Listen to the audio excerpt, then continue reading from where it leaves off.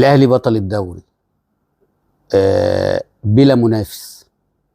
بعد تعادل بيراميدز النهارده الاهلي بطل الدوري وحاطط رجل على رجل. وانا قلت لكم الفيديو اللي فات ان الاهلي لو جاله ريال مدريد مش هيخسر تاني خلاص بعد ما كسب بيراميدز الماتشين وبقى الفرق 7 بونت. انا بقول لك حتى لو هو وحش هيكسب اي فرقه. هيكسب ليه؟ عوامل كتير، جمهوره اللي هو مش سايبه، لعيبته اللي هي عارفه يعني ايه بطوله للنادي الاهلي وبيحافظوا وبيوسعوا الفارق دايما عن الفرقه اللي بتنافسها. النهارده بقى 9 بونت، فاعتقد كده خلاص باي باي الدوري في الجزيره سيرف وش كده. الدوري في الجزيره خلاص انتهى الموضوع. وسيبك بقى من الماتشات اللي جايه. الناس كانت امالها النهارده في المصري بالذات بيراميدز، والناس اللي هي بتقول لك المصري هيكسب والكلام ده. برضو المصري النهارده ما قدمش المستوى اللي هو يخوف النادي الاهلي او يقلق النادي الاهلي. النادي الاهلي طول ال 90 دقيقه بيلعب وما استغلوش النهارده غلطات محمد عبد المنعم ولا رامي ربيعه ولا الشناوي كمان اللي من خلال النهارده الفيديو بقول له لو جالك عرض اتكل على الله، لان انت بعد الاصابه بصراحه انت مش قادر. الخروج بتاعك كله ضعيف جدا. مش ده الشناوي اللي هو قبل الاصابه. بعد الاصابه شكل الاصابه مأثره عليك جدا جدا جدا، فما تضيعش تاريخك. انت كده لو جالك عرض اتكل على الله، ما جالكش عرض سيب الدنيا لشوبير بقى، ودي سنه الحياه، وانت تبقى الراجل التاني لغايه ما تحاول تستعيد مستواك تاني، لان كده بصراحه ما حدش هيستحملك. وخلي بالك جمهور النادي الاهلي ما عندوش عزيز.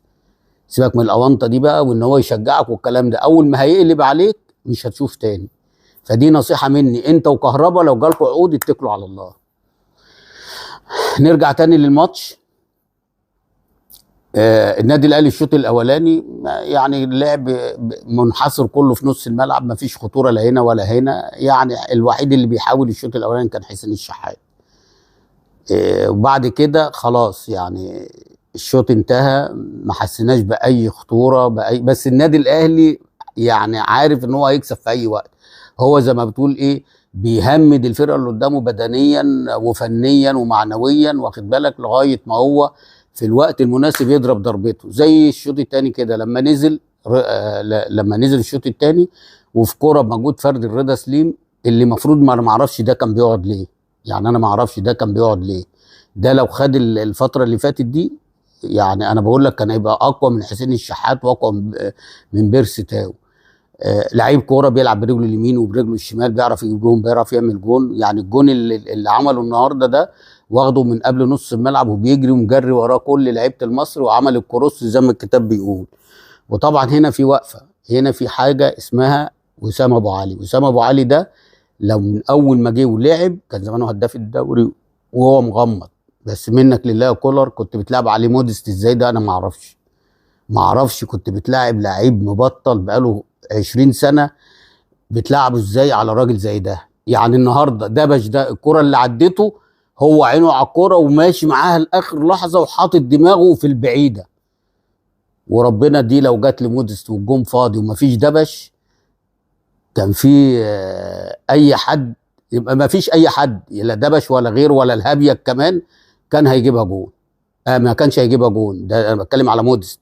يعني لو معهوش حد والكره اتعملت والجون فاضي والله ما يجيبها جون. شوف ده بقى فضل دبش طالع قدامه وحجب الرؤيه عنه وهو عينه على الكوره وطلع لغايه ما هي عدته، حط دماغه في البعيده كمان، مش في عشوائيه كده في ايد الجون ولا في نص الجون ولا فوق في السماء. لا ده هو حطيتها في زاويه وراح هناك في المقص. فحاجه تحسب يعني بجد فيرود. وكنت من اول ما شفته وانا بقول لك ده حرام انه يقعد لواحد زي مودست يعني. فجاب جون عالمي بصراحه. يعني انا شايف ان الجون ده جون من اول رضا سليم لغايه وسام، حاجه محترمه. عينه على الكوره ومركز وشايف الكوره، ودبش طبعا قلش بدماغه وهو مش شايفها اصلا. مفيش باك يقف بالطريقه دي. وانا برضو بعذر علي ماهر، انت عندك 3 4 لعيبه النهارده مبوظين لك اللعب. دبش ثم الراجل اللي هو في نص الملعب اللي انت بتقولوا عليه جايبينه من تونس ده ضعيف قوي في نص الملعب. وعندك محمود حماده اللهم صل على النبي الدولي اللي هو كان انا ما اعرفش كان دولي ازاي. منك لله يا فيتوريا، الهي تلاقيه في ولادك. الفلوس اللي انت خدتها دي تتصرف عليك وعلى ولادك في العيا هو مش ذنبك ذنب البهوات اللي جابوك اللي هم في الاتحاد، بس انت جيت خدت فلوسنا ومشيت. تطلع لنا محمود حماده ده محمود حماده ده ما بيعملش حاجه يا علي يا ماهر. انا ما اعرفش انت مقتنع ولا اتفرج عليك ولا ايه يا علي. انت يعني انت حبيبي او كل حاجه، بس في لعيبه انت بوجهه نظرك والله لو معاك لعيبه تانية والله تنافس على الدوري، بس مش بمحمود حماده ولا اللي اسمه زلاته ده ولا اسمه ايه بتاع اللي انتوا جايبينه محترف ده. وبعدين انا مش هتكلم على الثلاثه اللي قدام لان الكوره اللي ما جات لهمش كتير، لان انت بتلعب اتنين في نص الملعب بقول لك ضايعين، فانت مستني تروح على الجون ازاي وانت بتلعب اتنين ضايعين في نص الملعب. فالمصري لم يقدم المستوى او الشكل المطلوب منه النهارده عشان يتعادل او يكسب، وواحد صفر كويس، نتيجه مرضيه بالنسبه لهم. النادي الاهلي بيكسب باقل مجهود. طبعا يعني مش هنتكلم بالنسبه للنادي الاهلي اللي هو اصلا جايله على الطبطاب، كسب الماتشين بتوع بيراميدز اللي هو بينافسه، والنهارده بيكسب المصري اللي كانت الناس حاطه امال ان هو ممكن يتعادل او يكسب. فكده خلاص الدوري زي ما انا قلت في الجزيره رسمي ومفيش كلام. يعني ليا ملحوظتين بقى على المخرج النهارده بسم الله ما شاء الله. في واحده النهارده بتاعه وسام ابو علي اللي في الشوط الاولاني مركز ان لازم يجيبها وان هي رجليه اتخبطت وان لازم يوريه للحكم ويبيعها لنا من كذا منظر، من ورا ومن قدامه ومن الجنب وبتاع، محدش لمس وسام. فهو عايز يقنعك ان دي ضربه جزاء، دي واحده. والثانيه عادها بتاعت حسين الشحات اللي في الشوط الثاني اللي جري ودخل ال 18 والراجل شده، واخد بالك؟ فبرضه بيقنعك ان هو طب ما انت الماتش اللي فات يا عم المخرج او اي مخرج بقى عشان نبقى على نظافه بقى، على نظافه بجد، في ماتش الاهلي الكوره بتاعت مصطفى فتحي انت ما عدتهاش خالص. انت في الماتش ده عدت كوره لامام عاشور 5 مرات في نص الملعب فاول عشان تدي ان ياخد انذار ولا ياخد طرد، عمال تعيدها له والكوره بتاعت مصطفى فتحي ما عدتهاش. فعايزين السنه اللي جايه الاخطاء دي ما نشوفهاش تاني يا مسؤولين عن الكوره في الدوله. الحاجات اللي هي بتتعمل لنادي واحد، هو طبعا النادي ملوش ذنب، انما المخرجين هم اللي بيتحكموا.